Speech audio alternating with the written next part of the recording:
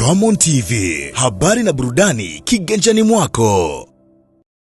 Ndeze bidii yangu na juhudi zangu ili mradi nifike kule ambako mashindano yatakaanza ya kufuzu ilo kombe la dunia. Nitafurahi sana na sababu mwenyewe napenda kucheza mashindano makubwa kama hayo.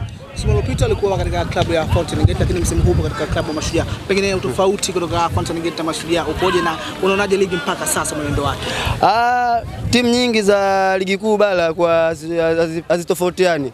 Mazingira yake yote yapo vile vile. Ila kikubwa kwa nimetoka timu moja nimeenda timu nyingine. Kwa hiyo nimebadilisha upepo. Nilikuwa Manyara, sasa hivi nipo Kigoma.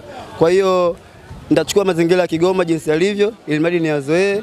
Na katika mchezo wa mpira, mchezaji mpira ana ugeni, sehemu yoyote ni nyumbani.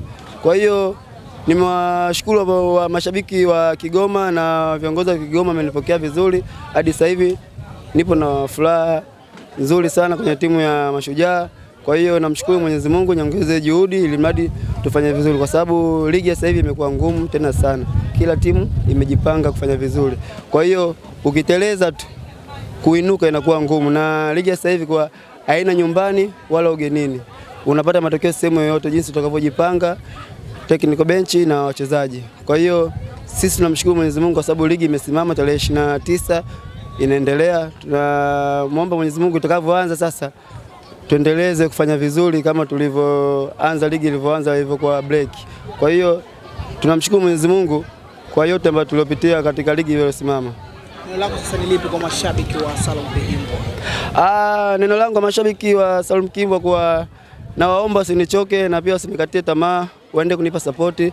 Mimi ni mchezaji wao, nitaongeza juhudi zaidi na zaidi sababu kweli nimeanza mpira na muda mrefu ila umri wangu bado unaruhusu kucheza mpira. Nitaongeza juhudi mradi niwafurahishe. Sasa najua mpaka sasa hivi kwenye 100% nimewapa 40% bado sijawapa, ila na waahidi nitaongeza juhudi zaidi na zaidi mradi niwafurahishe na wawe na imani na Salum Kihimbwa yule ambaye alikuwa Mtibwa Sugar. Pengine tutegemee sasa Salum Kihimbwa labda atakuja kucheza Azam, Simba ama Yanga Africans. Tegemea, mimi mwenyewe mchezaji nataka nifike huko. Nitaendelea kupambana, wewe tegemea, mshabiki wangu na waandishi wote wa habari. Tegemeeni nitafika tu, kuacha nipambane. Kikubwa tumuombe Mungu atupe uzima na afya tele. Nitafika kwa uwezo wake na uwezo wangu mimi kupambana. Asante.